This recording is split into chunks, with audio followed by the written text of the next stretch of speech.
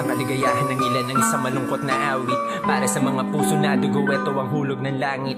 Nagamot ng mga tao na napuno ng galit. Kahit kadalasan ang laman ng kanta ay puro pasakit. Bakit? Kasi nadadama nila na meron silang katulad. At nakikita nilang bukod sa kanilang merong ibang nabulag. At sa mga dinadala nila ay merong ibang nabuhat. Kaya parang di na sila nag-iisa at meron silang kausap na alam man nararamdaman na pinagdadaanan nila. Sa salitang kanila napapakinggan ay tinatamaan sila. Kasi ang tadhana ng may akda ay tila gaya nila.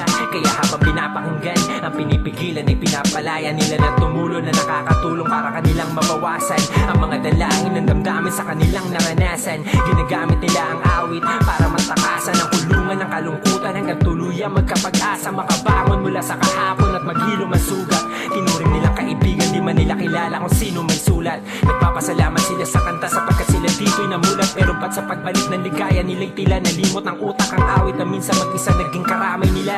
Noong mga panahong ang buong mundo'y naging kaaway nila. Sa bagay kinakapitan lang nila ang awit pag ang puso ay mabigat. Kaya wala silang pake kung ang awit ay patuloy na naiyak. Naging ako ang pilit mo. Di patuwari sa'yo ang ibig ko. Laging laman ng puso hanggang huling paghigpit. Maalala mo pa kaya sa muling pagmunti? Kilala mo ba ako? Isa ako sa malungkot na mga awit na ang kadalasan laman ay nahugot sa pangyayari. Sa tunay na buhay ng artist na nais lamang sa mundo na mabahagi ang kanyang karanasang nararamdaman din ang puso ng napakaraming. Nilalang na nila mga nang inibig kaya nakinig at nahiram ako sa gumawa sa akin para gamitin awitin na kapiling sa kanilang. Pag-iisa-isa ka pa sa mga walang hintong pinakinggan. Ako na sa ulo nung ang puso mo'y nabigo at sinabi pang ako na ang pinakapaboritong awiting nadinig mo. Kasi nilalaman ko ang salitang gusto sabihin ng bibig mo.